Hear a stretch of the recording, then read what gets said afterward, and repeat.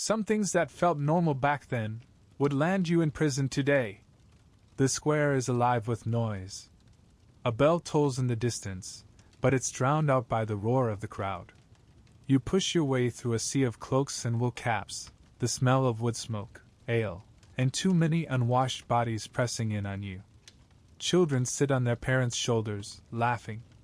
Vendors shout over each other, hawking hot pies and watered-down ale.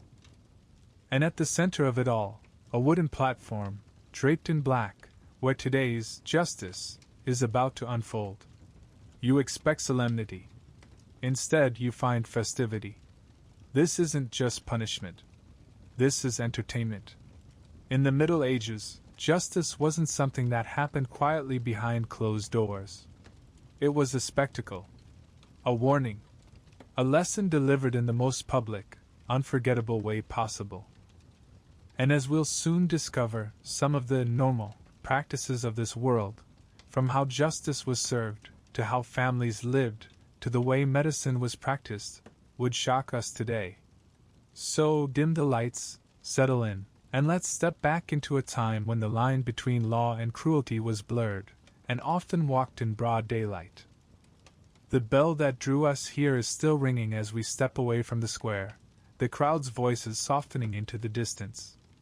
A narrow lane leads us onward, its cobblestones slick with the morning's drizzle, and before long we're standing before a squat, timber-framed building. This, believe it or not, is where justice begins. You can smell it before you enter. Not blood or fear, though those will come later, but the earthy, ever-present scent of damp wood, wool cloaks, and the faint tang of burning tallow. Inside, the air is heavy with humanity, peasants shifting from foot to foot, murmuring prayers or muttering curses, a scribe at a table scratching away with his quill, a priest standing near the back, ready to weigh in on the matter at hand. This isn't a courthouse as we know it. It's closer to a stage. Justice in the Middle Ages wasn't about sterile legality. It was about theater. About making a statement. And in this little hall, everyone is part of the show. The first thing you notice? How loud it is. Forget the hushed reverence of modern courtrooms. Medieval justice thrived on noise. Farmers shout their grievances. Merchants complain of debts unpaid. A woman points an accusing finger at her neighbor, who swears on every saint in the calendar that she's lying. And there, in the center of it all, sits the figure everyone's waiting for, the local Lord Steward, a man in a woolen robe lined with fur, perched on a raised chair like a king in miniature. This isn't a judge in the way you'd imagine one. He's not poring over legal codes or carefully weighing precedent. Instead, he listens, tilts his head, and often makes a decision on instinct.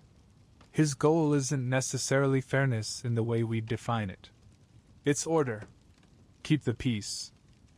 Make sure the community doesn't spiral into chaos. That's justice here, a balance of fear, custom, and occasionally, mercy. And the people? They don't come here expecting impartial law. They come for something far older, symbolic resolution. In a world where many can't read or write, justice isn't an abstract concept. It's something you can watch. Something you can feel in the pit of your stomach when the verdict is delivered. Look at the way the crowd leans forward when a dispute is settled. They're not just curious, they're learning. Justice here is a performance meant to teach as much as it is to punish. Don't steal from your neighbor. Don't insult the wrong person. Don't invite divine wrath. Because yes, divine wrath matters. More than you might expect. This isn't just a court, it's a chapel in disguise. The priest steps forward often, hand raised, invoking God's will. The verdicts carry spiritual weight. Justice isn't just about keeping the Lord happy. It's about keeping heaven happy too. That's why oaths are so common. People swear by saints, relics, or holy books, and everyone takes it seriously. To break an oath isn't just to lie, it's to put your soul in jeopardy. And you'll see that fear in their eyes. As you stand in the back, you realize something important. Justice here isn't private. It's communal. It's not about the individual offender or victim. It's about the village. The whole performance, from the accusations to the ruling, serves one purpose: to remind everyone what happens when you step out of line. It's not elegant. It's not fair by our standards. But to them, it's the fabric that holds their fragile world together. We step back into the gray daylight, the sound of the next case already echoing behind us. And as we make our way toward the square again, you can't help but feel the weight of it all. In this world, justice isn't a right. It's a spectacle. A warning. And a prayer, all rolled into one. The rain has stopped by the time we reach the square again. Puddles glitter in the grooves between cobblestones, reflecting the gray sky and the timbered houses leaning over the street like watchful old men. The crowd we left earlier hasn't dispersed. If anything, it's grown. They're gathered not for judgment this time, but for what comes after. Punishment. It's a word that carries a different weight here than it does in our world. Today, we imagine punishment as a distant, quiet thing. A prison cell door clanging shut, a fine mailed to your house, a sentence passed down behind closed doors. But in the Middle Ages, punishment wasn't hidden away. It was lived in the open, burned into the memory of everyone who witnessed it. We weave through the crowd until we can see the wooden platform at the center of the square. This is where it happens. Not in a dungeon. Not in some remote courthouse. Here. In the heart of town, where everyone can watch. A man is already standing on the platform. His face is unreadable, his hands clasped tightly together. Beside him stands a clerk, who reads the sentence in a voice that carries across the square. The words aren't for the accused, they're for the people. For every farmer, fishwife, and apprentice packed shoulder to shoulder in the drizzle. The message is simple: this is what happens when you cross the line. And that's what you begin to understand as you stand here. These punishments aren't just about the person on the platform. They're about everyone watching. They're meant to sting not just the guilty, but the collective memory of the community. Sometimes the sentence means time in the stockades, a wooden frame that locks the offender in place in the middle of the square, exposed to the weather and the stares of neighbors. It's not just confinement, it's humiliation, a visible reminder that your actions have made you the town's lesson of the day.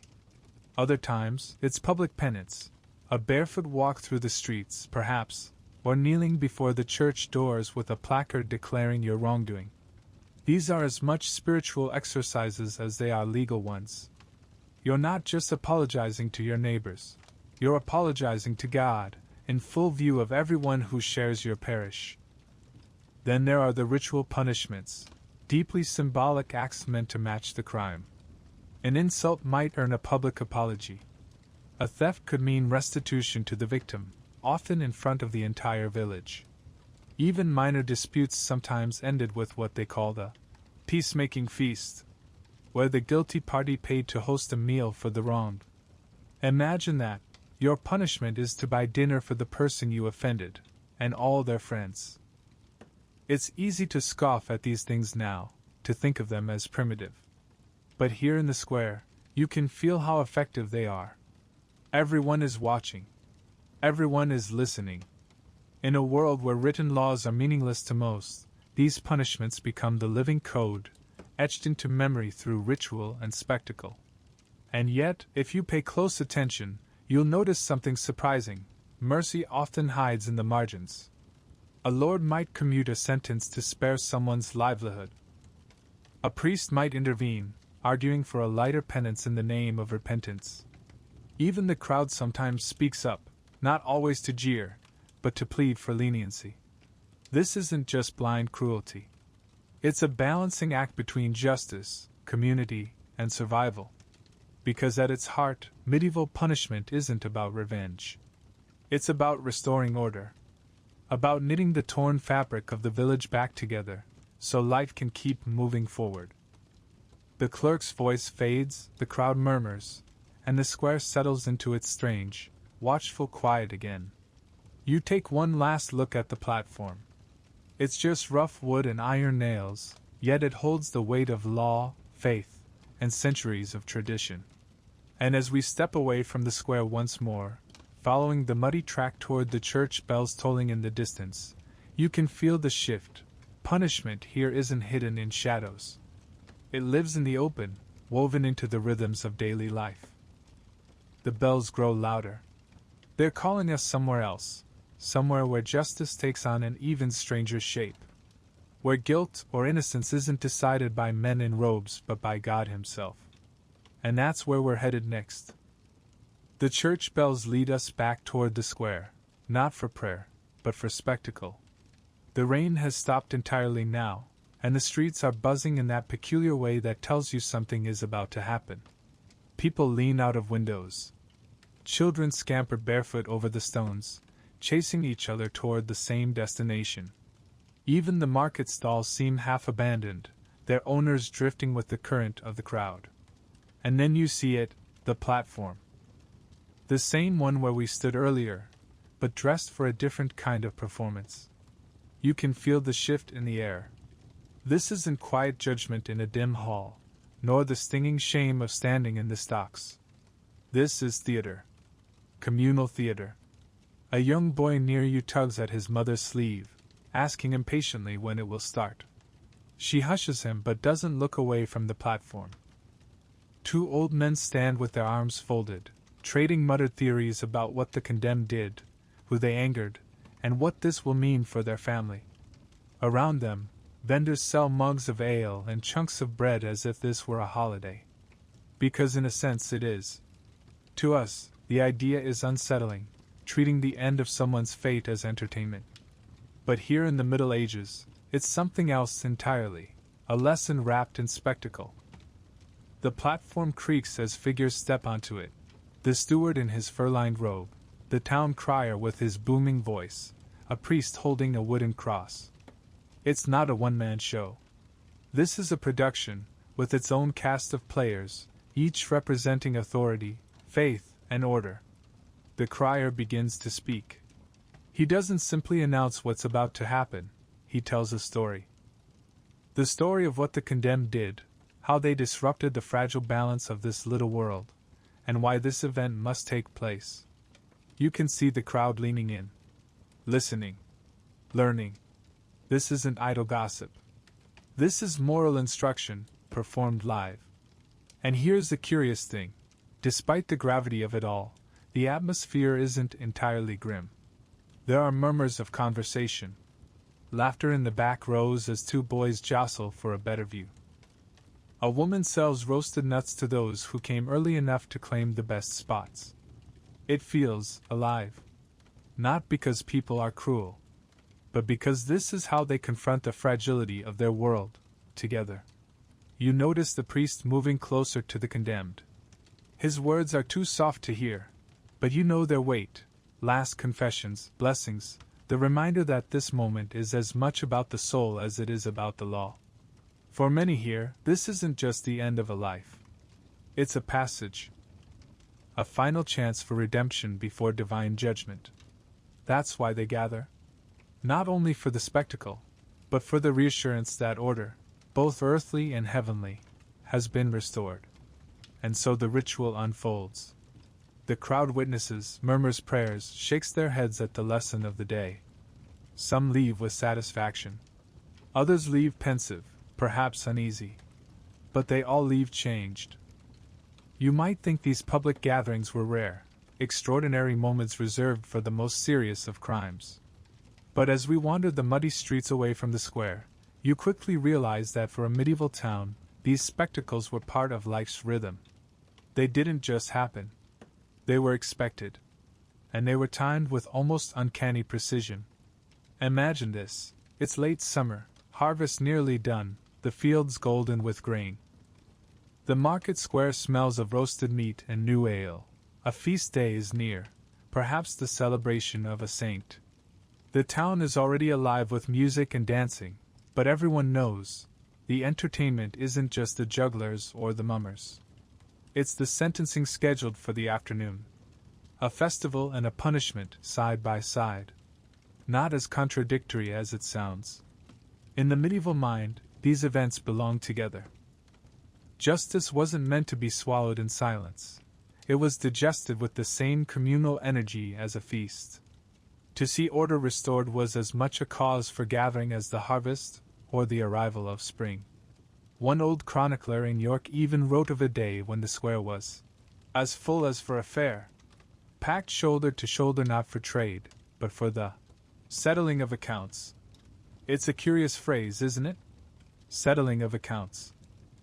Justice as an act of housekeeping, cleansing the ledgers of the town, and doing it in the most public way possible. And sometimes these gatherings weren't just local affairs. In a larger city, word could travel fast. A noble household preparing for a major sentencing might send criers into the countryside to announce the date, ensuring a crowd worth the performance. On those days, the inns overflowed. Peddlers arrived with trays of dried fish, honey cakes, or spiced wine. Children darted between strangers, hawking candles for those who wanted a better view in the early winter dusk. It became a marketplace of morality, with vendors and gossip and, of course, plenty of opinion. Medieval people were never shy about sharing their judgment of the judged. Of course, not everyone came for the lesson. Some came for the show. An anecdote from a Flemish town tells of a woman who traveled several miles. Not for the cloth fair, as she wrote in her letter, but for the justice. It's easy to picture her there, jostling through the crowd, buying a meat pie, securing her place near the front. Maybe she wasn't even entirely sure what the case was about. But she came for the story, the spectacle, for the rare chance to see her world's rules enforced, written not on parchment but on the stage of the square. By the time we make our way back toward the quieter lanes, you can almost hear the hum of it all still lingering behind us, the crowd chattering about what they've witnessed, rehearsing their own versions of the story for the friends they'll see on Sunday. Because that's what these gatherings really were, a communal memory-making machine. A way to turn justice into a story everyone could carry home. We step away from the square once more, and the noise of the crowd fades behind us. You feel the strange duality of it all. For them, these events are both warning and entertainment. Morality play and marketplace. Grief and gossip, bound together in a single afternoon. And just as you begin to process it, the wind shifts, carrying with it the peal of distant laughter and the faint sound of hammering. Somewhere nearby, carpenters are repairing a home, and life, as it always does here, goes on. Our path turns away from the square now, away from the spectacle, toward the quieter spaces where justice doesn't live on platforms but inside homes. Because if the square belongs to the community, the next chapter belongs to the family. And that, my friend, is a far more complicated kingdom.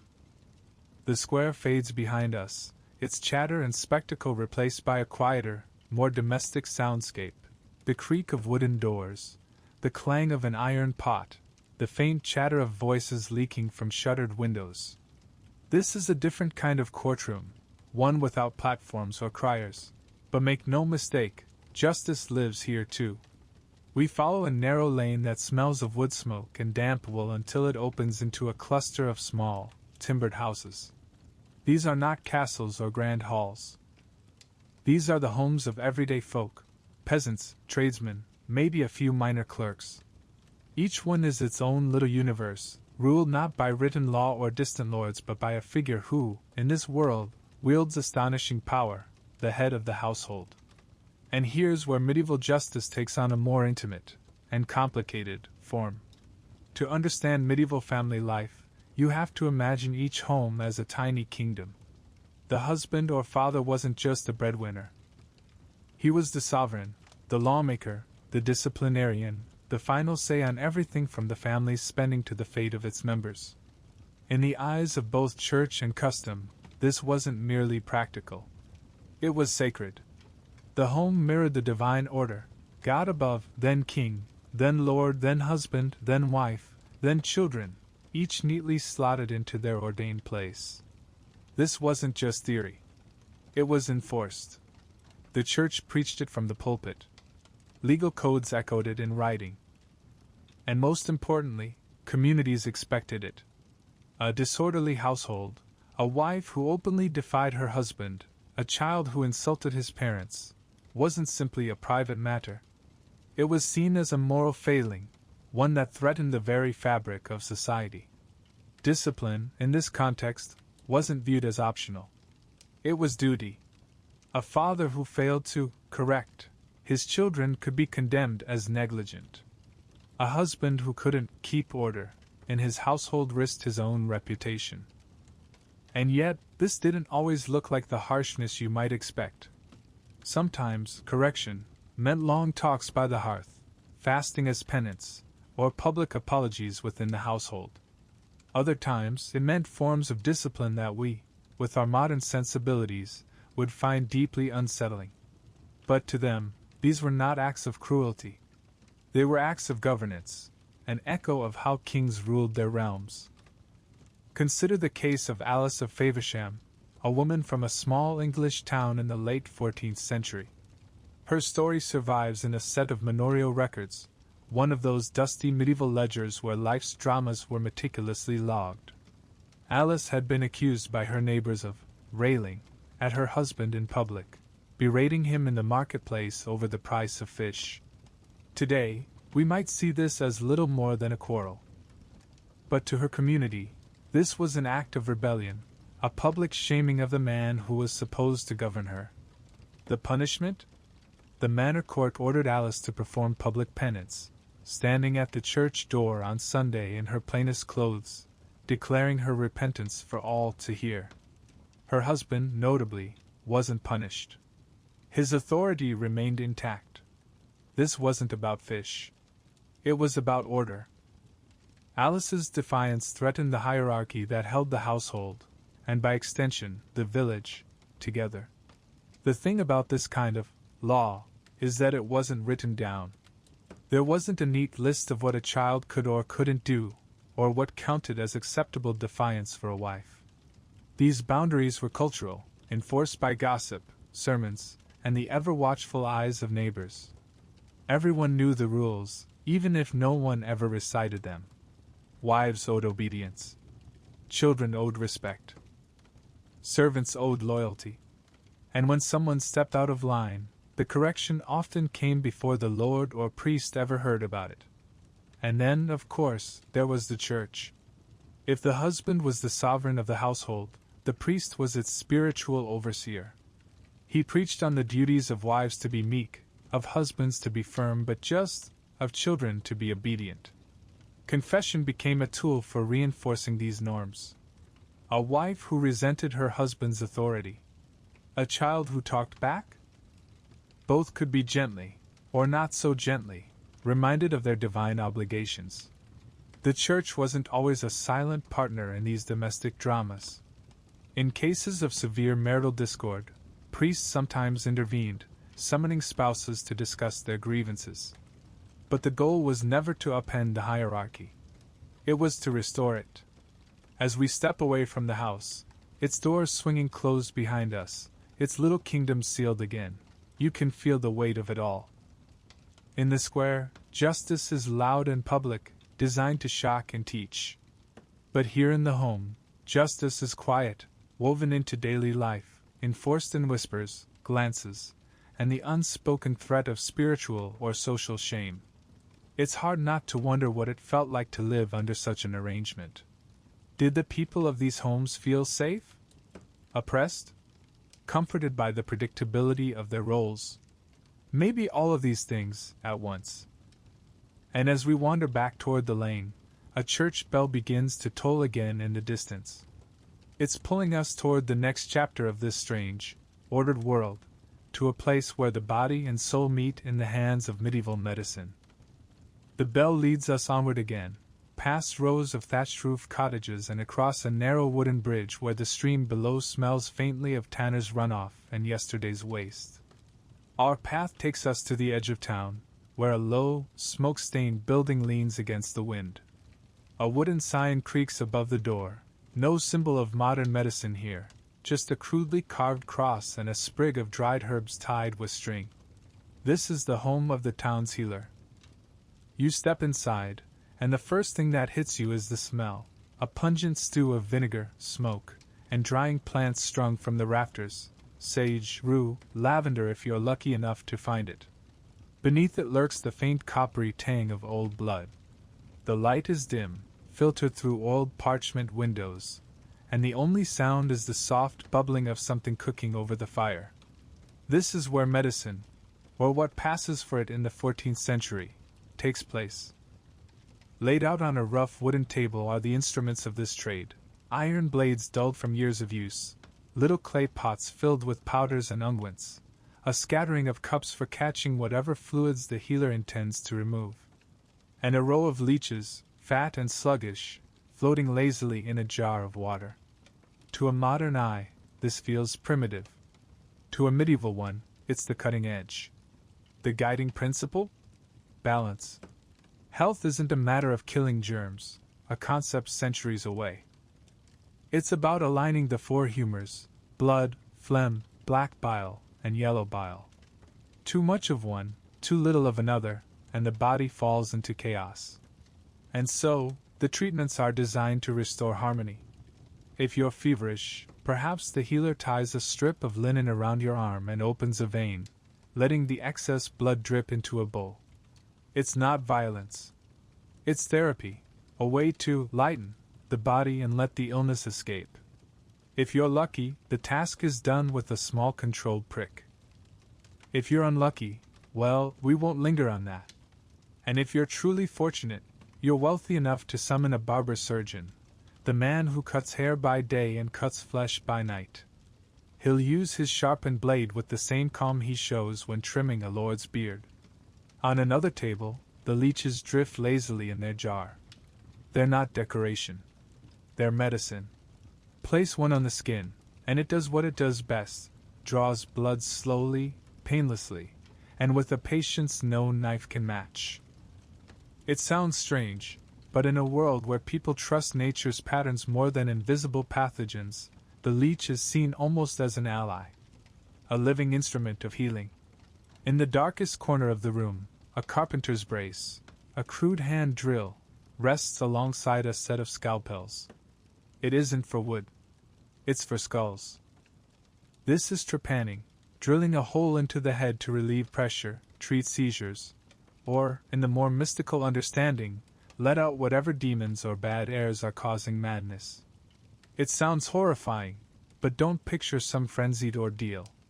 To the healer, it's an act of mercy, done with solemn care and prayers whispered under the breath. Mental illness, of course, doesn't exist as a diagnosis. A man plagued by dark moods? He might be melancholic, an imbalance of black bile. A woman who claims to hear voices? Perhaps she's tormented by spirits. A child with strange fits? Maybe bewitched, or cursed, or simply in need of stronger prayers. Treatments range from herbal tonics to fasting and confession. Some are gently soothing, lavender baths, calming teas, the hum of psalms sung by a priest. Others are harsher, purges, sweating therapies, or pilgrimages to shrines where holy relics promise miracles. And behind it all looms the church. Medicine and faith are inseparable. Healing isn't just physical, it's spiritual. To cure the body is to cleanse the soul. In the records of a small English monastery, there's a curious entry about a man named Henry, known in his village as a night walker. He would rise in the middle of the night, muttering to unseen companions, wandering the lanes until neighbors brought him home. The local priest, convinced that Henry's condition was a spiritual affliction, prescribed confession and pilgrimages to 3 different shrines. The healer, meanwhile, bled him at the temples and gave him a draught of valerian root to quiet the humors. Did it work? The record doesn't say. But the combination of spiritual penance and physical balancing was typical, an attempt to treat not just Henry's wandering feet, but the unrest in his soul. As we step back outside into the pale afternoon, the air feels fresher, if only because it doesn't carry the heavy perfume of herbs and vinegar. But the impression lingers. Medicine here isn't a clean science. It's a conversation between body, soul, and the natural world. It's a mixture of folk wisdom, church doctrine, and desperate experimentation. You can't help but wonder how much of it helped, how much of it hurt, and how much of it was simply an act of hope, a way for people to feel like they weren't powerless in a world full of plagues, injuries, and unseen forces? Before we follow the church bell into the world of divine judgment, let's take a small detour, just down this quiet stone path, past the herb garden and the chanting monks, into a building you might expect to offer comfort and care. The hospital. But be warned, it's not the kind you're imagining. No white coats. No clean beds. And certainly no bustling emergency rooms. In the medieval world, a hospital wasn't a place you went to get better. It was where you went to prepare, for life, for death, or, more often than not, for your soul's reckoning. Step inside, and the first thing you notice is not the smell of antiseptic, that hasn't been invented yet, but the heavy scent of incense and beeswax. The walls are lined not with medical charts, but with painted saints, their eyes full of solemn, unblinking calm. Candles flicker beneath them. Latin prayers echo gently in the rafters. This is not a ward. It's a chapel with beds. Most hospitals were run by monasteries or religious orders, and their primary mission wasn't to cure the body, it was to tend the soul. That meant offering shelter to the sick, yes, but also to the poor, the elderly, pilgrims, orphans, and those considered too troubled for the world outside. Walk quietly through the rows, and you'll see patients lying in beds of straw, covered in coarse woolen blankets. Some pray. Some stare blankly at the ceiling. Others are dying slowly, gently, and with a sense of solemn inevitability. Nuns and monks tend to them, offering broths, wine-soaked bread, or herbal teas. They change linens, apply compresses, and, more importantly, whisper prayers over the beds. Because in many ways, the bed itself is a sacred space. Sickness, after all, is not just a physical affliction. It's a divine test. A purging. A preparation. To suffer with dignity is to align yourself with Christ's own passion. That's why patients are encouraged to confess, to fast, to reflect. Healing, if it comes, is a gift from God. But if it doesn't, then the soul is at least given the best chance of entering heaven cleansed. In the 12th century, there's a record from a leprosarium outside Paris, a place for those with what we now call Hansen's disease. It was, in every way, a hospital. But the most striking detail wasn't medical at all.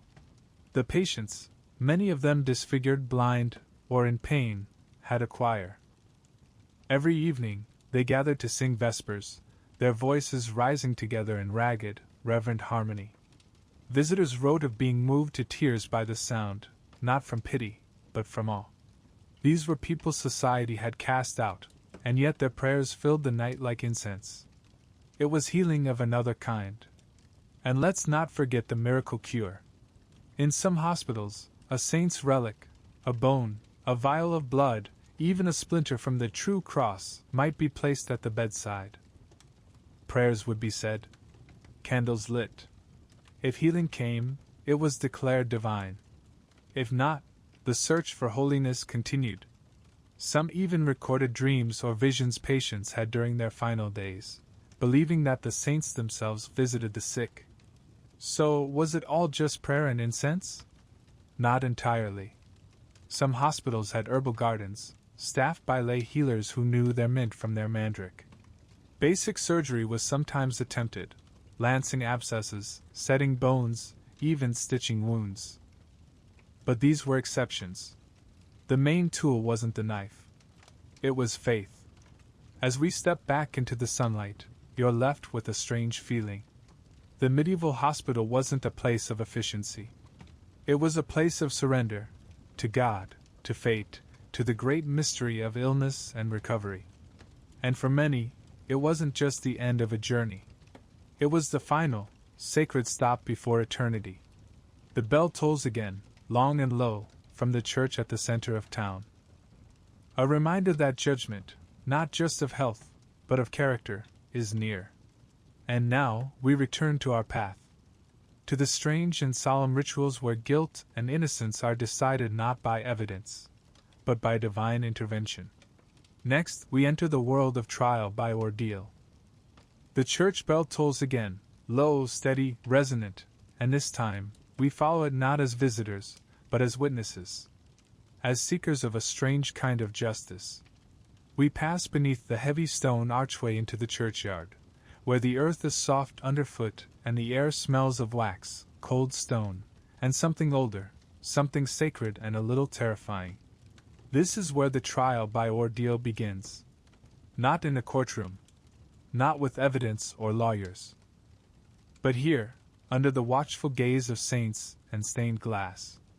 Because in this world, some truths are too important, too mysterious, for human judgment alone. When reason fails, you turn to God. Let's step inside. The nave is dim, lit by flickering candles and the pale, filtered light of late afternoon. A priest stands at the altar, murmuring Latin phrases, his voice echoing against the stone. Near the center aisle, a basin of water has been blessed, its surface still and mirror-like. Beside it, a fire crackles in a raised iron brazier. And nearby, a man stands barefoot and silent, his hands clenched at his sides. This is no ordinary ceremony. This is not penance. It is not punishment. It is a test. A test of the soul, disguised as a physical act. Because when no one can prove guilt or innocence, when there are no witnesses, no confessions, no parchment trails, the medieval world turns to divine judgment. Trial by ordeal.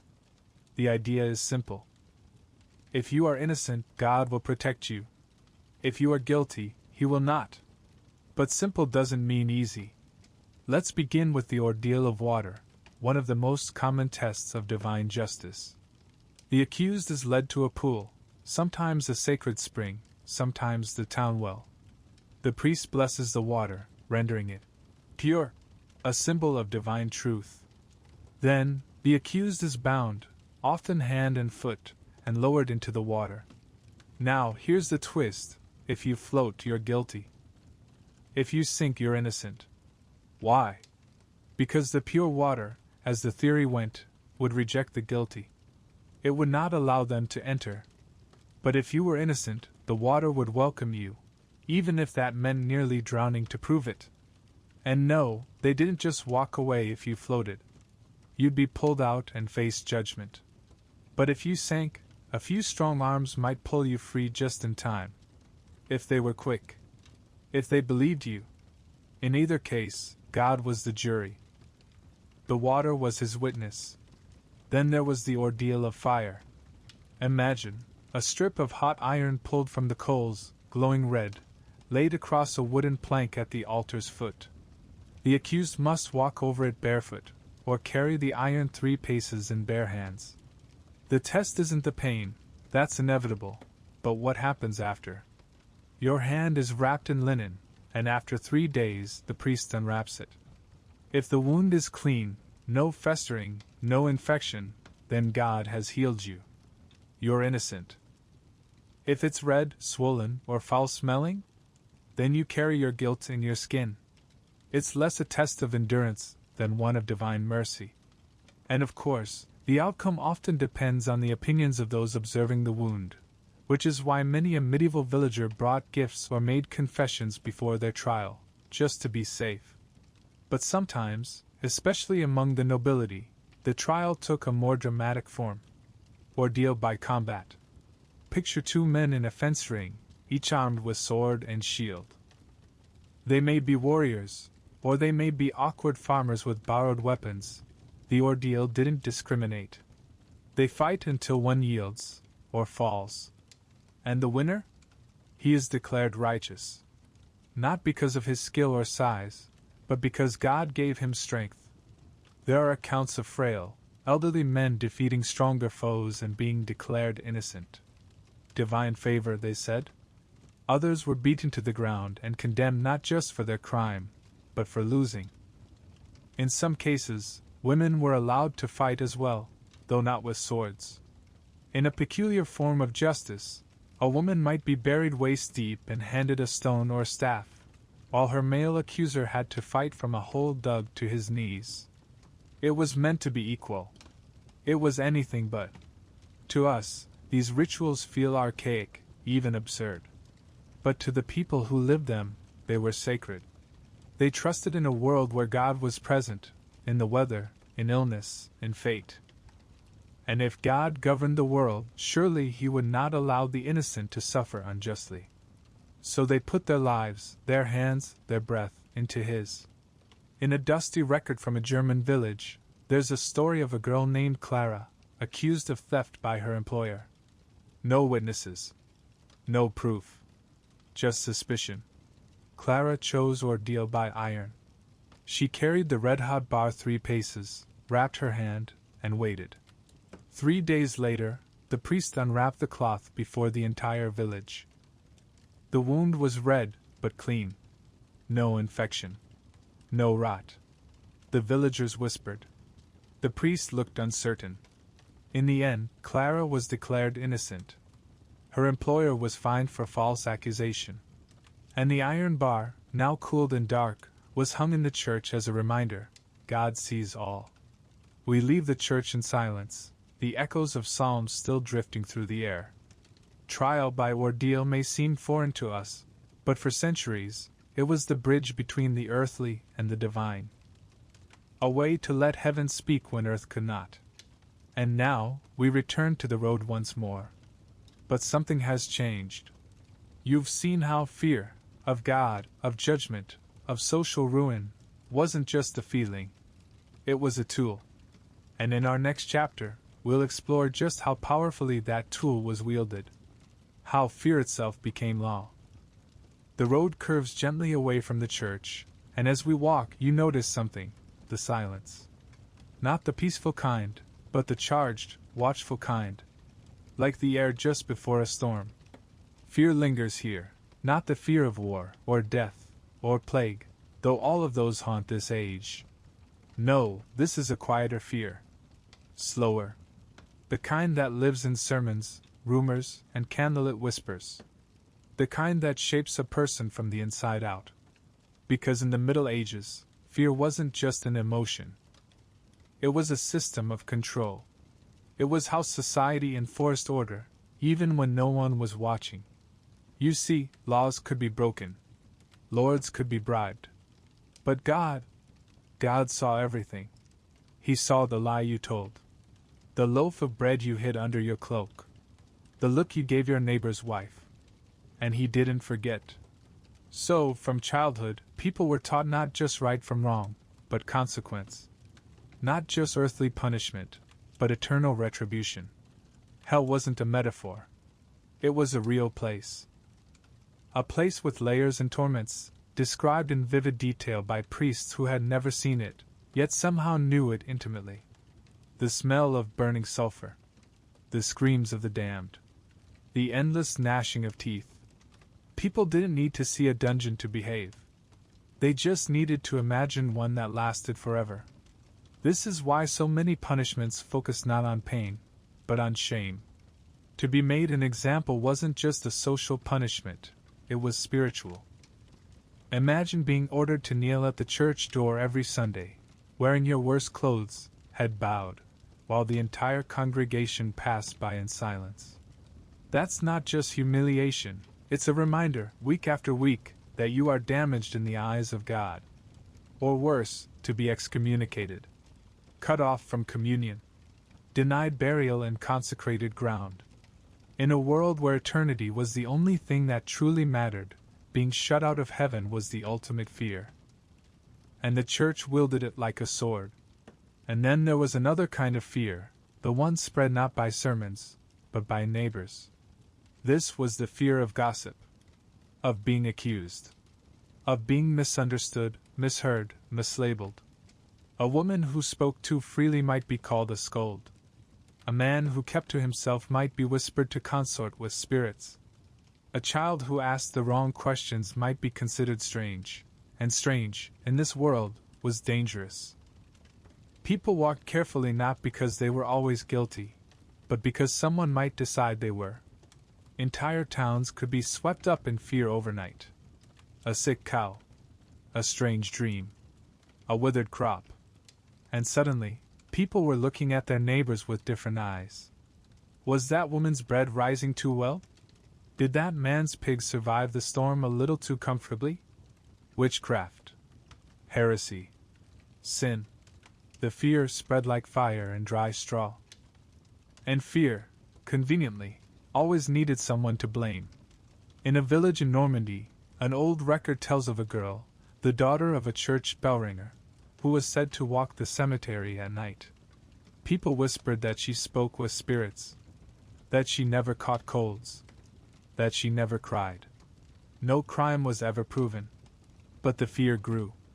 She was sent to a convent, for her own good, the record says. But you can read between the lines. She didn't vanish because she was guilty. She vanished because people were afraid she might be. And in a world where fear equals suspicion, and suspicion equals guilt, that was enough. Ultimately, fear wasn't just used to punish, it was used to teach. Children learned it early: disobey and face not just your father's wrath, but the fires of hell. Adults lived by it: confess your sins, even the ones you only dreamed, lest your soul be weighed and found wanting. And society relied on it: keep the peace, not because the law watches, but because God does. Always. We walk on, and the path widens again, leading us back toward the edge of town. A rooster crows. A woman shakes out a blanket. The world moves on, quiet and watchful. But you understand now that the peace you see is not just the absence of chaos. It's the presence of fear, woven into the cobblestones, the church bells, the muttered prayers. It keeps people in line. It keeps the world from slipping. And yet, as we step beyond the last house, into the fields beyond, another force begins to stir beneath that fear class. Because not all fears were equal. Not all punishments were shared. And in the next chapter, we'll see how the law bent, or broke, depending on who you were. The wind is softer out here, away from the town's tight walls and watchful eyes. The fields stretch wide under the gray sky, dotted with sheep and the slow, hunched shapes of peasants at work. Their backs curve like question marks over the soil, over a lifetime of labor. But we're not here to gaze at fields or flocks. We're here to understand something that lies underneath this peaceful view, something that shaped every verdict, every accusation, every breath of medieval life. Class. Because in the Middle Ages, justice wore many faces. And it rarely looked the same from the manor house as it did from the cow barn. Let's begin with the obvious. The law was not blind. It was wide-eyed, and fully aware of who had wealth, land, and power. The nobility didn't just benefit from the laws. They often wrote them. Lords presided over manor courts. Bishops ruled their own ecclesiastical trials. Wealthy merchants could influence city councils. The people who had the most to lose also had the most protection. If a noble insulted a peasant, it might be ignored. If a peasant insulted a noble, it might be punished as treason. Same words. Very different consequences. One of the clearest examples of this divide comes from how punishments were assigned. For the poor, justice was often bodily, public penance, shaming, or worse. But for the wealthy, the answer was simple: fines. A merchant's son caught stealing might pay a hefty sum and walk free. A thatcher's apprentice might be whipped in the square for the same crime. They even had a name for it: composition, paying to settle the offense. And the richer you were, the more easily you could afford it. The result? 2 systems. One for those with coin. Another for those with none. A brief tale: the butcher's boy and the baron's nephew. In a dusty 13th century ledger from Lincolnshire, 2 names appear side by side: Thomas, a butcher's apprentice, and Edric, the nephew of a minor baron. Both were accused of brawling in the marketplace, overturning stalls and injuring a vendor. Thomas was sentenced to a week in the stocks and a year's ban from the market. Edric paid a fine, not to the court, but to the vendor, and returned to the same square the following day. No shame, no sermon. The crime was the same. The consequences could not have been more different. For the lower classes, even minor offenses carried serious weight. Stealing firewood from the Lord's forest? That could lead to a fine, or even corporal punishment. Letting your pigs wander into the Lord's garden? More fines. And the irony? Many couldn't afford the fines, which meant borrowing, falling into debt, or facing harsher penalties. You didn't just suffer because you broke the law. You suffered because you were poor. Serfs, bound to the land by birth, had even fewer options. If they ran away, they could be hunted down. If they committed crimes, they couldn't appeal to royal courts. Their lords were their judges. And those lords often had little interest in fairness, only in maintaining their control. Even justice itself could be inherited. Some families held hereditary rights to punish, fine, or pardon others. Imagine being born into a world where your neighbor could legally judge you because his great-grandfather was once knighted. Of course, not every lord was cruel. Not every peasant suffered.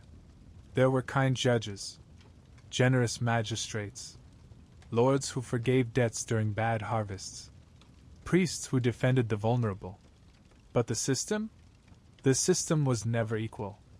It couldn't be. And that inequality was accepted, even expected. People believed the rich were placed above them by God. To challenge that order was to challenge divine will itself. Which is why rebellions were so rare, and when they came, so explosive. What's most fascinating, though, is this: sometimes, the wealthy feared the poor's justice more than any court. Because a rich man might escape official punishment, but not the wrath of a village. There are stories, real ones, of corrupt bailiffs or cruel knights who found their barns mysteriously burned, their horses missing, their names cursed at night behind shuttered windows. Justice, in the Middle Ages, came from many directions, and not all of them wore robes. We leave the fields now, the wind shifting again, carrying with it the low, mournful sound of a distant horn, or perhaps a call to gather. Because things are beginning to change. You can feel it. There's a restlessness in the air. A question rising. What if this isn't justice? What if we could do better? And in the next chapter, we begin to hear the whispers of something new, not just punishment, not just obedience, but mercy, reform, humanity, a revolution of the soul. The wind carries us onward again, but now, the air feels different. Lighter. Not in temperature or scent, but in something more subtle, more fragile. Possibility. We pass through a smaller village now, built around a crumbling church, its roof sagging, its stones worn smooth by centuries of wind and prayer. The square here is quiet. No platform. No stocks. Just chickens scratching in the dust and a few villagers kneeling at a roadside shrine. You can feel it in the hush. A pause. A question. Because while most of the medieval world still lived under the iron shadow of fear and ritualized punishment, somewhere, scattered like wild seeds in wind-blown soil, people had begun to ask. Must justice always wound? Could it somehow heal? It didn't happen all at once. There was no trumpet blast, no royal decree. Instead, these changes began quietly, often in monasteries, letters, or whispered sermons. A few friars began to preach not just of wrath, but of compassion. They spoke of Christ not as a stern judge, but as a suffering man, one who forgave thieves and touched lepers. Some of them, especially in the Franciscan orders, started visiting prisoners. Not to lecture, but to comfort. Not to punish, but to bring hope. And their message was simple, revolutionary, and dangerous. Even the guilty are still human. By the 13th and 14th centuries, A few jurists began writing about intent, not just action. Was the theft born of hunger? Was the insult truly malicious, or a moment of heat? Should mercy be weighed alongside guilt? In Paris, Bologna, and Oxford, scholars debated these questions in candlelit halls. Most were still deeply religious, but some began weaving classical philosophy with Christian ethics, asking whether justice should be measured by balance or by compassion. Slowly, painfully, a new thought emerged. Punishment without understanding may not be justice at all. In the town of Ghent, a baker named Joris was accused of mixing sawdust into his bread. A serious crime, one that endangered lives and insulted God's provision. He confessed, expecting the worst. But the local abbot intervened. Joris wasn't fined or whipped. He was put under community penance, feeding the poor for 3 months, at his own expense. It was a punishment, yes, but also a path to redemption. And by the end of the season, Joris had become one of the most beloved men in the village. People remembered his crime. But more than that, they remembered his change. Even within the high walls of the church, something began to stir. Pope Innocent III, in the early 1200s, issued decrees that nudged courts toward leniency in cases of repentance. Not always, and not for everyone, but for some, especially first-time offenders, penance replaced punishment. Pilgrimages were prescribed in place of imprisonment. Public prayer substituted for public shame. The idea was not to erase justice, but to infuse it with grace. And in the wake of plagues, wars, and unrest, that message began to spread. Writers, too, played their part. Geoffrey Chaucer, in his Canterbury Tales, gave voice to flawed, complex characters, a dishonest miller, a boastful knight, a scheming pardoner, not as villains, but as deeply human. His tales didn't preach mercy directly, but they did something subtler. They made people real. They reminded listeners that behind every offense is a person with hunger, grief, pride, fear, and sometimes, regret. And once you see the person, it becomes harder to raise your hand to strike. No banners were waved. No parades marched through the streets. But slowly, century by century, the tone of justice began to shift. Not everywhere. Not evenly. But enough. You begin to see fewer trials by ordeal. More written laws. More educated judges. More attention to circumstance and intent. And most importantly, the emergence of a new idea. That justice should not only punish the wicked, but protect the vulnerable.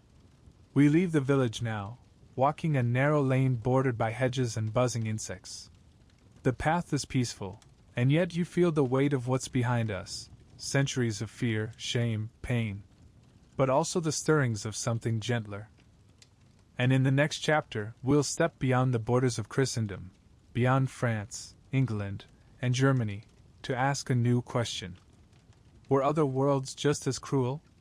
Or did justice wear different faces elsewhere? We'll journey east, across deserts and rivers, to see how law was lived in other civilizations, and how their choices echo down to us still. Our boots brush through dry leaves now, and the terrain begins to change. Gone are the muddy fields of Western Europe and the heavy tolling bells. In their place, the sound of distant call to prayer, or the hum of court scribes, or the clack of a judge's beads. Because to understand medieval justice, truly understand it, we have to step outside the cathedral walls. We must cross the Mediterranean, sail past the Bosporus, and follow the silk threads that weave through China and beyond. Justice was not born in one place, and it did not grow the same everywhere. Let us walk the long road eastward, and see how other worlds kept order, demanded truth, and reckoned with the ever-twisting question of what is fair. We begin in a sun-baked city of the medieval Islamic world, perhaps Cordoba, Baghdad, or Cairo. Here, justice smells of parchment, ink, and the musk of rosewater. The court is not held in a dark stone hall but in a sunlit courtyard, shaded by olive trees, with birds chattering overhead. Presiding over it is a qadi, a judge trained in Sharia, Islamic law, which is derived from the Quran, the Hadith, sayings of the Prophet, and centuries of scholarly interpretation. This system is detailed, comprehensive, and text-based, a stark contrast to the ritualized ordeals of medieval Europe. There are legal manuals, ethical principles, and a strong emphasis on intent, proof, and proportionality. Witnesses are questioned with care. Oaths are taken seriously. And while punishments could still be severe, theft could merit amputation under specific conditions, the burden of proof was high, and mercy was woven into the system. In fact, many judges actively sought ways to avoid harsh penalties, interpreting the law in ways that emphasized reconciliation, repentance, and community stability. In a notable case from 11th century Cairo, a man was accused of stealing grain during a drought. Rather than rushing to punishment, the qadi investigated further. He found that the man had tried to pay, but the seller had refused. The case was dismissed. The qadi ruled, "Justice is not to be deaf to hunger." It's a different world, no less religious, but rooted in a belief that law is a divine trust, not a weapon. Traveling north and east now, we reach Constantinople, the jewel of the Byzantine Empire, a world of golden domes, intricate mosaics, and imperial splendor. Here, justice flowed from two sources, the laws of Rome, and the authority of the emperor, who was seen not just as ruler, but as God's representative on earth. The Basilica, a compilation of Roman law updated in Greek, formed the legal backbone of the empire. It was complex, meticulous, and surprisingly advanced, with provisions for inheritance, contract law, and property rights that rivaled anything in the West. Trials were held in formal settings, with trained legal officials. There were no trials by ordeal here. The Byzantines saw such things as barbaric, relics of less civilized lands. Instead, they emphasized procedure, evidence, and status. And yes, class mattered. A noble might be fined, a peasant might be whipped. But even within this hierarchy, the law aspired to order, not chaos.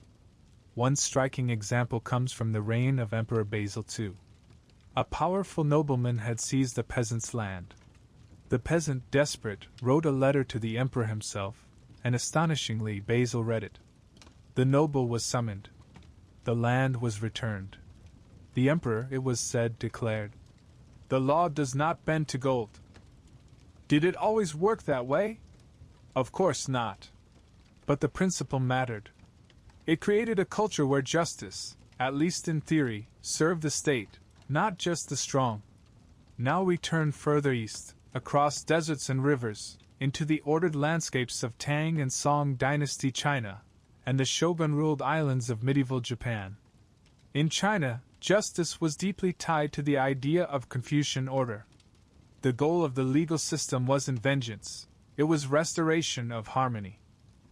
The imperial legal codes, like the Tang Code, dating back to the 7th century, were remarkably detailed. They listed crimes and punishments, yes, but always framed within a context of social responsibility, hierarchy, and intention. A son who struck his father? A grievous offense. A servant who disrespected a master? A threat to the social fabric. But a magistrate's goal wasn't simply to punish. He was expected to mediate, to investigate, and to find outcomes that preserved relationships and restored balance. Courts had confession rituals, but not for public humiliation, rather, for reconciliation. In many cases, neighbors and family members would be brought in to help settle disputes. Even in criminal matters, judges were taught to look for ways to show compassion, especially when crimes were driven by desperation. One preserved account tells of a magistrate who spared a starving woman who had stolen rice, assigning her to work in the granary instead. His judgment was praised not for its leniency, but for its wisdom.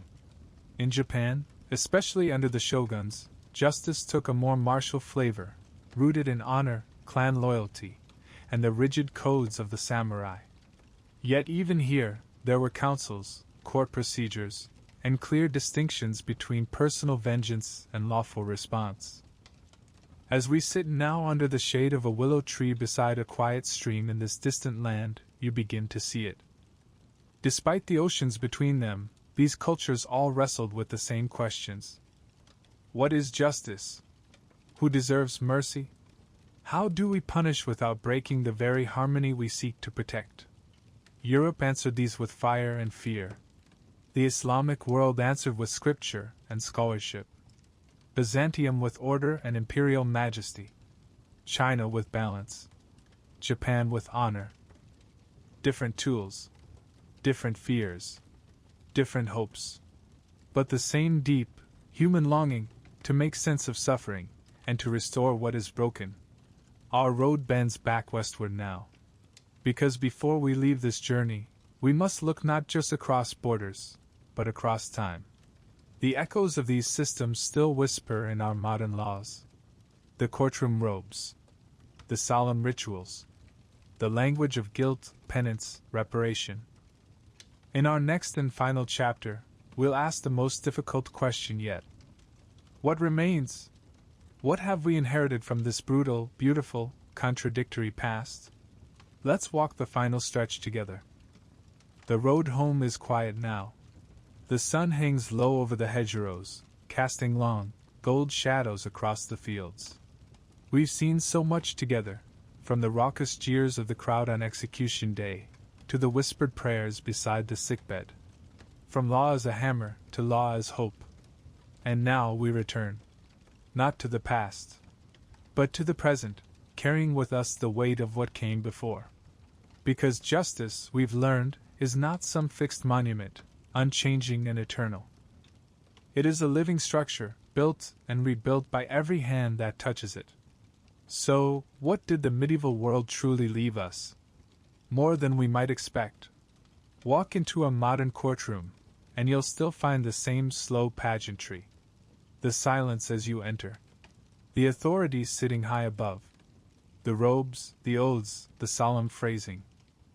We may no longer believe the fire reveals truth or that the river accepts only the innocent, but we still surround justice with ceremony, as if to remind ourselves that it's not just a bureaucratic process.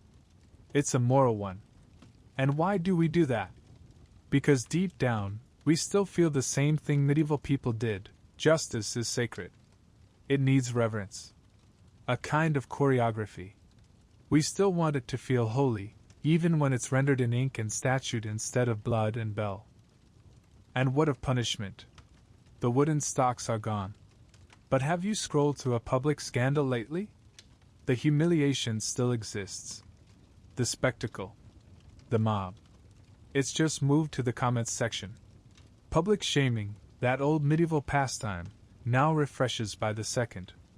The platform is digital, but the instinct is ancient. And just like in the Middle Ages, context matters less than spectacle. Once accused, you're not measured by law, but by reaction. A new form of ordeal, perhaps. One trial by fire replaced by another. And what of fairness? Is justice equal now? In some ways, yes. Laws are written down.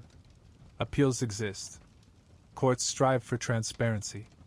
But still, the echoes remain. The wealthy still find ways to bend the rules. The poor still carry heavier burdens. Language, race, status, these things still tilt the scales. In medieval towns, the nobility could pay a fine while the peasant faced the whip. Today, some crimes result in prison for one person, and a press release for another. Justice has evolved, but its shadows linger. Should justice protect society or transform it? Should it punish wrongdoing, or heal the causes? Should mercy ever outweigh law? These aren't new questions. They're old.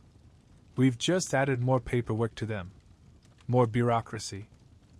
But the core dilemma, fairness, truth, redemption, still burns as brightly as it did beside the altar fire, or under the watch of the priest in iron. Perhaps that's the true legacy of medieval justice. Not the methods, not the punishments, but the belief that justice matters. that it is not just the tool of kings or states, but a force that shapes the soul of a people. That's what lingers. That's what we inherit. The understanding that how we judge others, how we punish, forgive, or restore, reveals who we are, and who we might become. And now, we arrive at the edge of something quieter. Not the violence, not the spectacle, but the after. The places where it all once happened. The forgotten corners. The stone remains. The fields that once rang with screams, then fell silent again. Let's go there. Let's stand where the gallows once rose. Where the stocks creaked under midday sun. Where the stone towers still cast long, watchful shadows. Let's see what remains, not in books or laws, but in the earth itself. The road has narrowed again. We are no longer in the heart of the town, but at its fringes, where memory clings to the stones like moss, and time feels different. Slower. Heavier. This is where justice used to happen, not just in parchment or proclamation, but in place. In wood and rope. In iron and earth. We're walking now along a quiet ridge, just outside a sleepy village. To your left, an open field ripples with dry grass. To your right, a low, rounded hill rises, covered in gorse and lichen. This was once the gallows hill. They always chose a rise. Visibility mattered. It wasn't enough to punish someone. The punishment had to be seen. The landscape remembers, even when the people forget. There's no scaffold here now. No ropes, no beams. Just a rough stone marker, barely legible. A rusted plaque, dated somewhere in the late 19th century, tells you this was once the site of local execution. The words are clinical. Safe. But you feel it anyway, don't you? That shift in the air. That chill on your arms that isn't from the wind. You picture it, a wooden frame silhouetted against the morning sky. A crowd on the slopes below, packed shoulder to shoulder. Some selling pies. Others murmuring prayers. A mother shielding her child's eyes too late. Someone laughed. Someone cried. Someone looked away and never forgot. And now, centuries later, someone stands where you are now, and takes a selfie. It's not meant to be cruel. Most people don't even know. They see a hill, a view, a quaint old plaque. Something historical. Something safe. And maybe that's the strangest part. How something once so charged, so heavy with fear and ritual, can fade into the scenery like it never mattered. But it did. It mattered to the people who stood here. It mattered to the ones who didn't get to leave. Let's move on. A few miles down a winding lane, there's a small village green. The pub's been here since the 1600s, but the little wooden structure beside it is older still, the pillory. Once, they locked people into this frame, their necks and wrists held firm, and left them for the town to mock, jeer, or worse. Tomatoes are the polite version we remember. But not all villages were so kind. Today, this pillory is a photo spot. Children stick their heads through and giggle, while parents snap pictures. The pub even sells novelty postcards of it. The past becomes play. Should we be angry at that? Perhaps. Or perhaps it's something else, a form of accidental remembering. A ritual stripped of pain, but not entirely of weight. Because even laughter can be haunted, if you listen closely. And then, deeper into the city now, to the shadowed edge of London or York, Rouen or Cologne, where the walls grow thicker, colder. Here stands the tower, the jail, the oubliette. Stone blocks blackened by rain. Arrow slits like blind eyes. And inside, a spiral stair down into cool darkness. You walk it carefully. The steps are slick. The air smells of mold and iron. Chains once hung from these walls. Not replicas. Real ones. The museum plaques try to be respectful. There's always a little gift shop, just around the corner. You can buy a replica key. Or a small plush rat. And yet, in one quiet cell, Someone has left a single candle burning. Not for show. Not for sale. Just a flicker of light in a room where someone once waited, long ago, for a verdict that may never have come. What does it mean to take a photo here? To smile next to a whipping post? To hold a cup of coffee in a room where someone wept behind locked iron bars? It's strange, isn't it, how time smooths the jagged edges of things? A site of punishment becomes a tourist stop. A place of public shame becomes a picnic spot. A memory, if untended, becomes a novelty. And yet, there's power in these places still. If you stop. If you breathe. If you let yourself hear not just the story told by the signs and plaques, but the one whispered by the stones themselves. Because when you visit a place where justice was once done, whether fair or not, whether kind or cruel, you step into a story larger than yourself. And you're given a choice, to laugh, to forget, to walk on. Or to listen, to feel. To carry that weight, just for a moment, like a lantern held in the dark. And as we step back into the light, the path widening once again, it's time to reflect on that very thing. Why do we preserve these places? Why do we keep the chains, the scaffolds, the ledgers, the laws? Not just to remember what was, but to ask, always, what must never be again. As we leave behind the pillories and hilltop markers, the mood begins to shift again. The wind quiets, and the ground beneath our feet feels firmer somehow, less wild, more measured.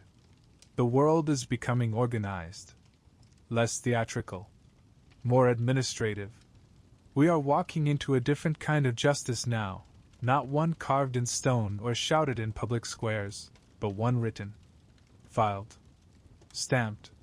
Here, justice no longer thunders across the crowd or stirs the fear of divine fire. It whispers in ink, in quiet rooms filled with parchment, quills, and the slow, methodical turning of pages. It is the dawn of the paper trial, and with it, the birth of the bureaucratic mind. Step with me now into a cold stone chamber somewhere in 14th century England. The walls are thick and the windows narrow, but there's a flickering glow from a single beeswax candle. Hunched over a wooden desk is a clerk, young but already stoop-shouldered from long hours bent in silence. His quill scratches softly across vellum. The ink is made from oak gall and iron salts. It stains deep. It does not forgive mistakes. He's copying testimony, not inventing, just preserving. A theft. A land dispute. A neighbor's accusation. He writes slowly, carefully. His Latin is uneven, but good enough. Names, dates, charges, responses. Line after line, page after page. He doesn't know who these people are. He doesn't care, really. What matters is the record. That it is clear. That it is correct. He doesn't know that someone, 700 years later, will read his work by fluorescent light in an archive. Will marvel at the cramped handwriting. Will pause at the name of the accused, a woman who could neither read nor write, whose entire fate depended on someone else recording her story correctly. This, too, is justice. And also, not quite. Because something changed when we began writing everything down. On one hand, it gave people a voice, especially the poor, the powerless. In a world where memory was slippery and rumor could kill, to be written down was to be made real. The law could be reviewed, reconsidered. Evidence could be stored. A judge could pass sentence not just on hearsay, but on proof, or something like it. But paper also brought something colder, less human. It replaced memory with file cabinets. It replaced faces with signatures. And slowly, justice began to rely not on the people in the room, but on the documents they left behind. It's odd, when you think about it, we still trust paper more than people. A birth certificate proves you exist. A deed proves you own. A judgment proves you're guilty. Even today, in the most modern of trials, the truth is not just told, it is typed, filed, cited, and archived. The court becomes a library. and justice becomes a matter of documentation. Of course, there are benefits. Without the scribes, there would be no transparency, no appeal, no historical record. Without charters and cases, we'd be guessing at the past. But there's a cost, too. Because bureaucracy can hide cruelty behind formality. A cruel sentence, if wrapped in proper procedure, can still be just. A wrong decision, if signed in triplicate and stamped, becomes difficult to question. And somewhere along the way, we began to confuse process with fairness. If the steps are followed, we assume the outcome is good. But we forget, process is only as fair as the people who design it, and as honest as the ones who hold the pen. So yes, the paper trial gave us order.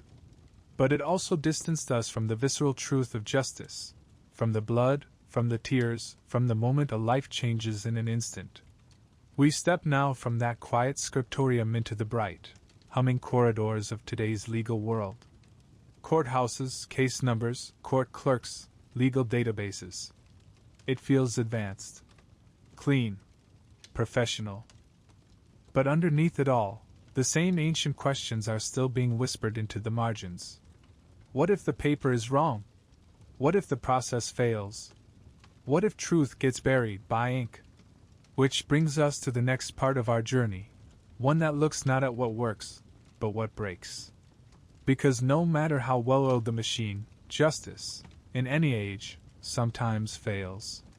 And when it does, the echoes sound eerily familiar. The candle has long since burned out in that clerk's chamber, but the records remain. The ink has faded, the vellum yellowed, but the decisions, the names, the judgments, the fates, still echo. We've seen how bureaucracy replaced the spectacle, how process replaced panic. But what happens when process fails? When ink tells the wrong story? When the system follows all its steps and still ends up on the wrong side of truth? We think of this as a modern problem, don't we? We imagine wrongful conviction as a modern legal tragedy, a failure of technology, of evidence, of oversight. But the truth is older than that. Medieval justice knew all too well what it meant to be punished not for what you did, but for what people believed you did, or feared you might. Picture a woman in 15th century Germany. She's widowed, owns a bit of land, speaks her mind. The neighbors call her strange. The church calls her suspect. One child falls sick. A cow dies. Accusation blooms like mold, which she is taken, questioned, not for what she has done, but for who she is, and who she isn't. She does not confess. That is proof enough. The court proceeds. The sentence is passed. Fast forward to now. A teenage boy is seen running from a convenience store. Wrong place, wrong time, wrong skin. The cameras are blurry. The testimony shaky. But the narrative fits. The press swarms. The court convicts. The punishment lands. Years pass before the truth comes out, if it ever does. The form has changed. The rhythm remains. And then there's the stockade, no longer made of oak and iron, but of pixels, headlines, and viral posts. A woman is filmed yelling in a park. A man's awkward joke is misread. A photo circulates. A name trends. Public shaming unfolds by the hour, not the season. No time for context. No space for appeal. We used to line up in the village square. Now we scroll. In medieval England, a peasant might be fined for stealing grain after a poor harvest, punished not for greed, but for hunger. Today, a mother might be jailed for using a false address to get her child into a better school. Different century, same cruelty of circumstance. In 1322, a man was whipped for trespassing into the Lord's orchard, though the record quietly notes he was trying to retrieve his son's ball. In 2014, a teenager was jailed for taking snacks from a grocery store after being abandoned by his guardian. We'd like to believe we've outgrown such things. But justice, for all its robes and robes of paper, still bears the fingerprints of fear. assumption, and imbalance. Bias hasn't vanished. It's just been formalized.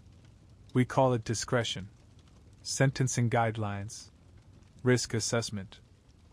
But underneath the spreadsheets and charts, we still see familiar shadows: the poor punished more harshly, the powerful shielded more carefully, the different judged more swiftly.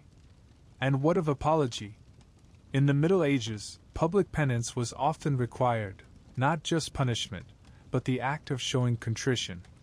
Today, we demand the same on talk shows, in tweets, on the courthouse steps. And just like in centuries past, if the apology doesn't fit the script, the crowd remains unsatisfied. Even innocence doesn't guarantee freedom. It didn't then. It doesn't now. How many people today spend years, decades, trying to overturn a sentence written with the same finality as that clerk's ink? And so, we ask, have we truly left the stocks behind, or just digitized them? The forms have changed, yes. The language, the tools. But not the instinct, the desire to blame, to punish, to maintain order through fear. And when law becomes routine, when it ceases to question itself, that's when its greatest injustices occur, not through chaos, but through habit. We keep records now, but do we really keep truth? We cite precedent, but whose voice wrote it? We trust the system, but do we ever pause to ask, what happens when it gets it wrong? That question, that flicker of doubt, is older than we think. And for a brief moment in history, people did try to answer it, not with evidence or testimony, but with something stranger, more desperate. They turned not to law, but to belief. Justice, we've seen, is often dressed in robes of logic and fairness. But underneath the scrolls, the courtrooms, the paperwork, lies something far older, far harder to uproot. The human need to believe. Back in the Middle Ages, belief was the bedrock of judgment. Not belief in evidence or process, but belief in science, in divine intervention, in cosmic justice. When all else failed, people turned to God, not in private, but right there in the courtroom. And God, it was believed, would speak through ordeals. If you were accused and refused to confess, you might face a glowing hot iron. You'd walk a few paces holding it. If your burns healed cleanly, you were innocent. If they festered, guilt had revealed itself. Or you might be thrown into water bound. If you floated, the water rejected you, you were guilty. If you sank, innocent, and hopefully rescued in time. There was logic to it, twisted but complete. The divine would not abandon the just. And then came the year 1215. A quiet decree from Pope Innocent III, spoken not in rage but in reform. He withdrew the Church's support for these trials. Priests could no longer bless the ordeal. And without that spiritual authority, the rituals collapsed. Within a few decades, the practice faded across most of Europe. No more sacred flames. No more judgment by boiling water. At last, you might think, reason had triumphed. The age of superstition was ending. But belief, real belief, that gut-deep, wordless certainty, didn't vanish. It just changed clothes. Come forward with me into a modern jury room. The carpet is beige. The table polished. The fluorescent lights too bright. 12 people sit in silence. They've heard the arguments, seen the evidence. The lawyers have rested. The judge has explained the law. Now comes the part no one writes down. The moment where someone leans back, exhales, and says, "I don't know, something about him just seemed off." Someone else nods. "Yeah. Gave me a weird feeling." There's no evidence for it. No transcript line to point to. But slowly, the room shifts. The mood changes. A gut feeling takes hold. The kind that feels right, even if it can't be explained. And there it is, not a divine ordeal, not a sacred flame, but instinct dressed in modern clothes. We say we no longer trust signs and omens. But we still talk about vibes. About reading someone's eyes.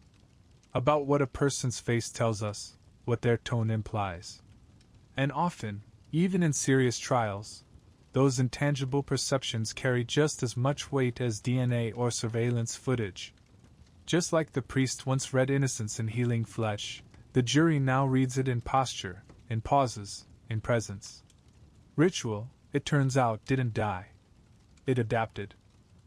We may not believe that water reveals sin or fire burns lies, but we still believe guilt has a look, a feeling, a scent. That the innocent somehow glowed differently. That the guilty somehow cast shadows.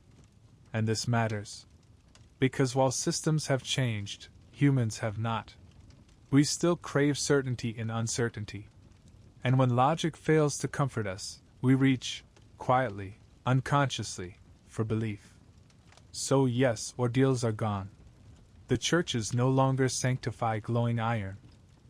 But belief, not in God perhaps, but in our own instincts, remains. And as long as humans judge humans, that flicker of ritual will linger. As we step away from that jury room and back into the open air, you might ask, what happens when that belief becomes systematized? Not just a personal hunch, but a national structure? Let's follow that thread into the next part of our journey. The birth of states. The rise of kings. The moment when justice stopped being local and became an instrument of power.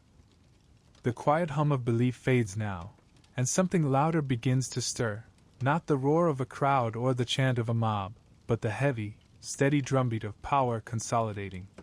We've seen justice in the village square, in the church nave, in the hush of jury rooms.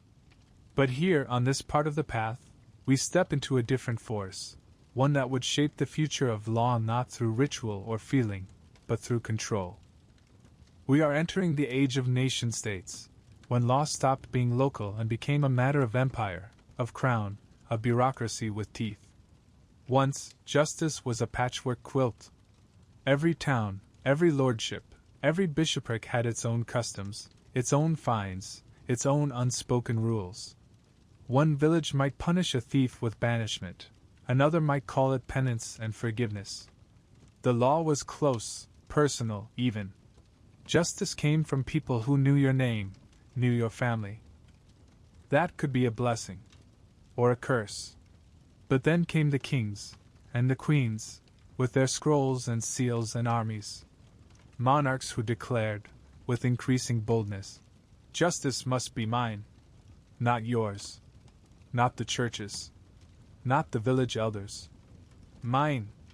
In England, Henry II built royal courts that stretched across the land, displacing local trials with traveling justices and uniform punishments. In France, monarchs centralized legal power, standardizing codes that once varied wildly from province to province. And by the time of Louis XIV, law was not only unified, it was an arm of royal will. The gavel echoed with the crown's authority. What did we gain in this transition? Consistency.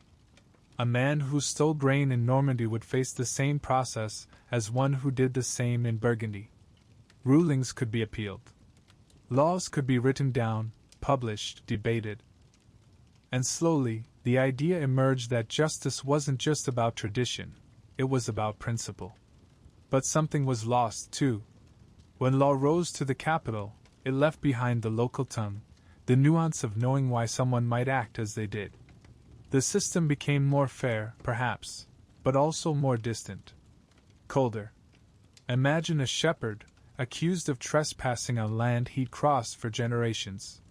His neighbors might have forgiven him. Under the new law, he's fined, not by someone he knows, but by a magistrate who's never seen his flock. Justice, once woven into the rhythms of life, now comes by mail. By summons. By force. The law became a system you entered, not a conversation you had. It became national. Impartial, yes, but also indifferent. And yet, we cannot deny what it built. Courts that tried to treat all citizens equally. Rights that didn't depend on a noble's mood.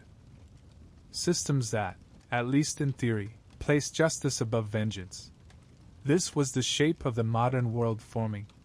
the monarch as lawgiver, the state as judge, the courtroom as the temple of civil order.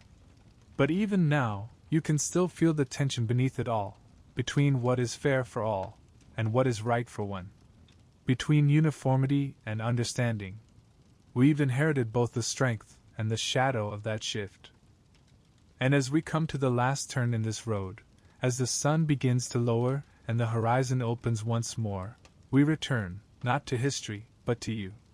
Because justice is not only something done to us or for us.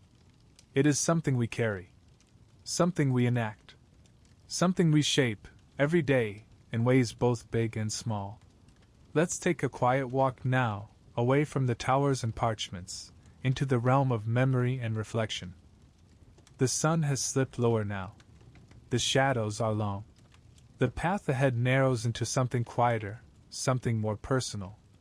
We've walked through centuries together, past gallows and scrolls, through cathedrals and courthouses, beneath banners of kings and in the hush of jury rooms. But before the road ends, there's one more place we must pass through. One more court to visit. Your own. Not the courtroom you've watched on screens or read about in books, but the one inside, where memory keeps its own records, where decisions echo louder than laws, and where fairness has always had a personal face. You see, for all the grand machinery of justice, the gavel strikes, the parchment laws, the polished rituals, it still comes down to people. And you are one of them. You always have been. So pause for a moment. Let the wind settle around you.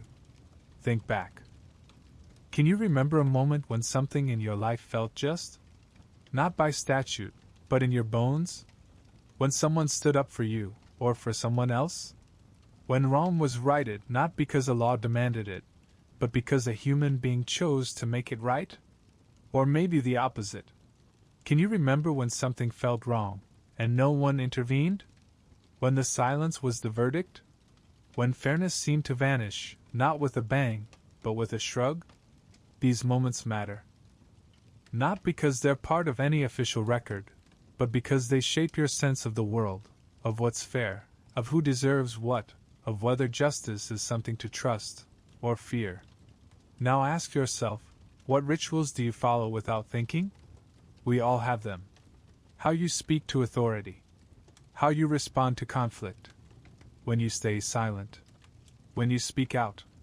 These, too, are part of your justice, little echoes of older trials, passed down like family silver. And what symbols still make your heart race, even if you can't explain why? A police siren. A courtroom bench. A locked door. A raised voice. Some of us trust these things. Others do not. And that difference, that invisible weight, is part of your inheritance. From the stocks to the statutes, from trial by ordeal to trial by jury, from royal decree to handwritten verdict, justice has always been personal. Always shaped by who you are, where you stand, and whose rules you were taught to trust. Maybe you've felt protected by it. Maybe you've felt betrayed. Or maybe both, in different seasons. But now, as you walk beneath the last of the evening light, ask, whose justice do you carry? And what kind of justice do you pass along? Because no matter how many systems we build, justice only lives when people, real people, decide to make it kind, to make it curious, to make it better than what came before. And so we come to the edge of the forest, where the last chapters wait.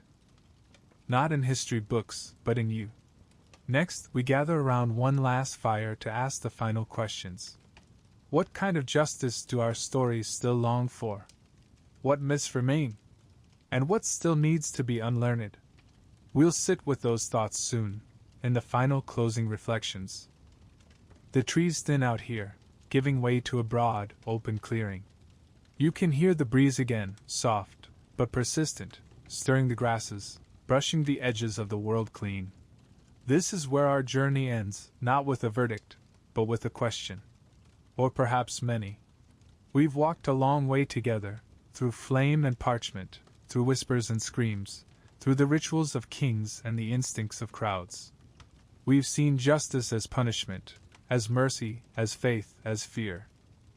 We've seen how it's been used to keep peace, and how it's been used to keep power.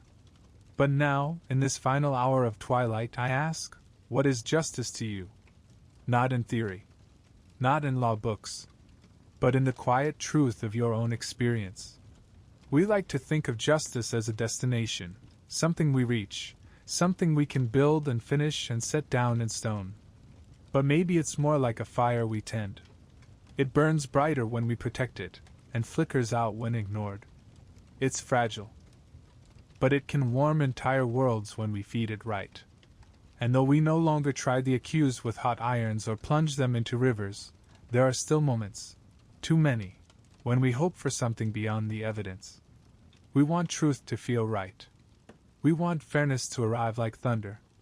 We want the bad to be punished and the good to walk free. We want justice to look like the stories promised it would. But stories lie sometimes. Or rather, they simplify. They make justice seem easy, clear, glorious. History tells a different tale. It tells us justice has always been messy, complicated, shaped by class, gender, belief, fear, hunger, and most of all, by those who hold the pen, the sword, the power. Yet history also whispers this: change is possible. Slowly, quietly, relentlessly. Not through a single heroic trial, but through 1,000 tiny shifts. A new law here. A brave voice there. A person who refuses to look away. A child who grows up believing something better is worth building. So ask yourself now, as the stars begin to pierce the dark, what justice do you wish someone had fought for you? What injustice did you see once, and carry with you still? And what can you do, even just once, to pass forward a better version than the one you received? Not a perfect justice, but a kinder one, a braver one, a more honest one. Because in the end, the stocks and scaffolds are gone. The castles have crumbled. The scrolls have faded. But we remain, you and I, walking forward. And though the night is long, the way is not lost. There are still fires to be lit. Still wrongs to be righted. Still stories to be told, not about what justice was, but about what it can become. So now, as the air grows cool and the journey stills, let your breath slow. Let the question settle. You've walked far. You've seen much. And perhaps, tonight, as sleep comes softly to claim you, justice will sit beside you in the dark, not with answers, but with quiet company. And so, as the night settles, may these echoes of the past guide you gently into dreams. Sleep well, traveler. The story isn't over. It's only just beginning.